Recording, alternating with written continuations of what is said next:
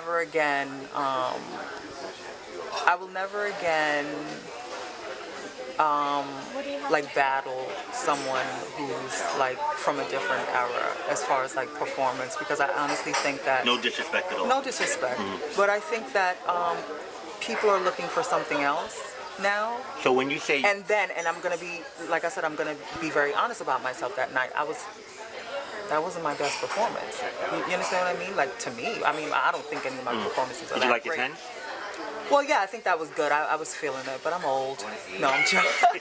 So basically, No, when you're in a honestly, battle, if they say, yeah, when you choose to walk, give a show, Yeah, I know how you are, Yeah. and they say, and Deja comes out, Yeah. hopefully one Yeah. night, and they say you and Deja, that's your speed, like, well, let's do this. no, and see, that's the thing. It depends on how I feel, honestly. Because let me tell you something. I don't like the music. No, but like I said, I'm a performer. I don't like the same beat over and over and over and over again. Which beat are you talking about? Whatever they play, I don't like it. It's not my speed. It's not my thing. I want to see something new. I want to feel something new. I want to hear something new. That's what's gonna make me feel something. You know what I mean? But you always like beats. Right, but that's why I like tens. I like productions. I like the opportunity to actually create something and create my own music and leave it right there. And I already spoke to you about that too. I don't really see myself battling anyone or anything. But giving like a that. show is different. But I think that the way that performance is, it's so different now that it's kind of pointless to put two different styles of performance together and try to make sense of it. I think that it's just ridiculous. I don't see it. But, Okay. What would you describe has been your journey in the scene, and what made you step away from the scene? Well, I never liked the scene. It was never a part. It wasn't who I was. It wasn't where I saw myself. I gotta tell you, it did help me, like, with a lot of stage fright. Like I said, I'm very shy. I'm very introverted. So it opened me up. I notice that now, especially when I go and I speak someplace, or like I noticed that Ballroom kind of gave me that, but I'm still one of those people where it's like, it takes me a minute to kind of warm up to like a camera or something. I'm kind of like, but Ballroom, again, and Ballroom isn't, I don't mean to say it like that, but it's not a great place for trans people. Why do you feel that? There's no respect for trans women, trans men in the ballroom scene. They're novelty. They're seen. They can be seen as novelty. What do you mean by that? But I know what novelty means, but what is your definition of what people? So a trans woman, to a lot of people, and I see this a lot, especially on Facebook, where you have gay men in the scene who they have trans mothers. They have trans sisters, trans daughters, trans wives, some. And the things that they post about trans women, about their genitalia, what they do sexually in their relationship, shaming them, shaming the men that they're with, critiquing their body, critiquing their facial work, critiquing their hair, they critique everything. I mean, if she's skinny today, she has a disease. If she's fat today, it's damaging. It's damaging to a trans person who has to not only, that's not her life, that's a part of her life if she chooses, right? But then she has to go out and she has to live in the real world.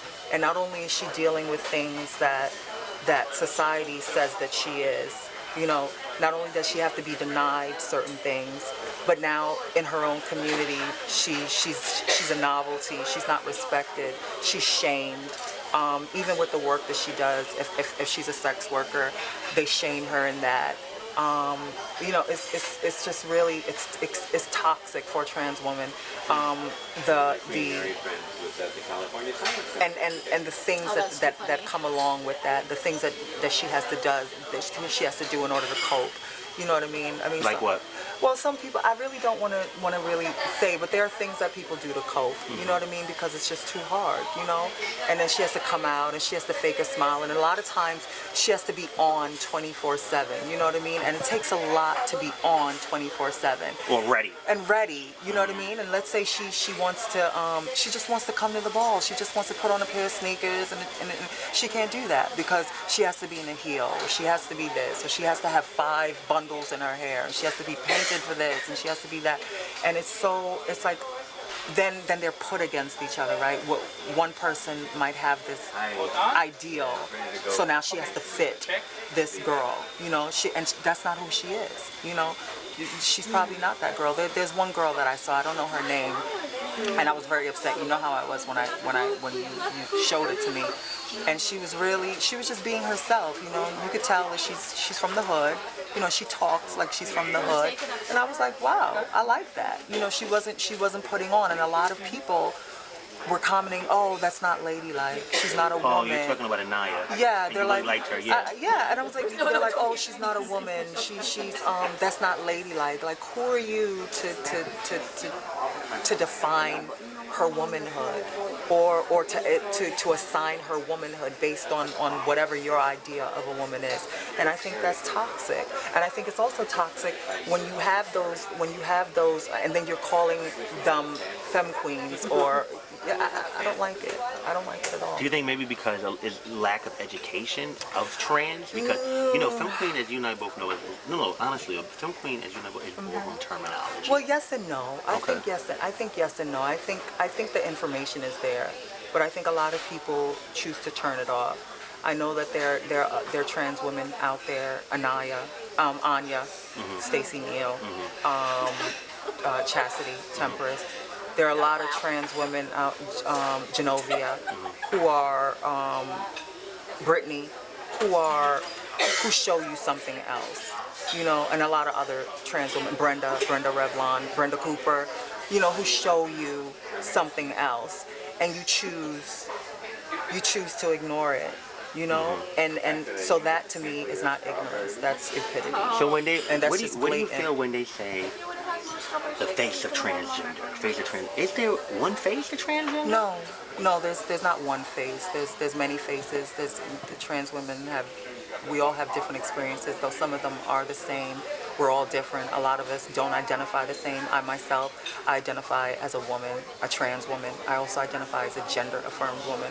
A lot of people, I hate this word, tranny, but some people like that word. So I think what I think needs to happen is society and the gay community, especially gay ballroom, they need to allow trans people to kind of define themselves, and not just because your sister or your wife or your mother defines herself one way, doesn't mean that's how another woman likes to identify, you know, so to be mindful of that. So is it wrong when a girl I don't like wrong. I don't like that term, wrong. Okay. Well, when I said, how do you look at it when a girl refers to themselves as a tranny? I don't look at it. It's nothing to you. I can't look at it that way. That's how she defines herself. For myself, if someone called me a tranny, I would be very offended. Okay. You know, I had a doctor who called me a tranny over the phone, and I was very offended. I wrote her a 4-page letter because I was so offended. Took it to my lawyer because I was so offended. But another woman, you know, she might not feel the same way. But I think that we need to give trans people the space to define themselves. When you say your lawyer, you know, a lot of people use that word, it's crap. But I know for a fact you've had this lawyer for several years. Can you kind of give the girls that don't know, what do you use your lawyer for, and maybe they can acquire one for themselves? Yeah, well, I use where I go to the Sylvia Rivera Law Project, and they're amazing people. My lawyer is Alana Redfield, and I've been with her. I think we're more friends now. I call her my friend now because I've known her for so long. But she really, I mean, she's who I go to.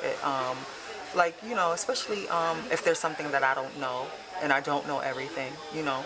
So that if something I don't know, especially if it pertains to legal issues or something that happens on a job or at school or something like that, and I need advice about it, I bring it to her, and she kind of like just gives me the information, and we go from there. And I try to like recycle it and put it back out there for people who don't have it. Do you feel like all trans women should get their name changed and should get proper documents? I think that it's up to that. I think it's up to that trans woman what she or what trans man what they want to do. I can tell you though that for myself it's important to have these things because people look for a way to disrespect you, and that's across the board. If you give someone the opportunity to disrespect you, they're gonna always disrespect you. For me, how I look at it, it's one less thing that they can stand behind to justify their discrimination. So for me, it kind of protects me in that way where they have no choice but to respect me. You understand what I mean? Right. I take that away from them, you know. So all my legal documents are changed. Everything says female. Social Security recognizes me as female. So, you know, but it was hard work to get that. Because you wasn't even born here, too. No, I wasn't born here, so, you know, it was a lot to actually get that because we had to do a whole bunch of things with immigration and things like that to really get that done. But it was the best thing I ever done, you know, because it allowed me to be more in your face with it. It's even though it says woman, it says female, I don't know, for me it made me embrace my transness, you know? It's like to be able to, it's like now it was my choice. It wasn't your choice. I took that away from them. So now it was mine. It was like I define myself how I want to define myself because now I can, you know? And for me, that's why I think it's very important to have it.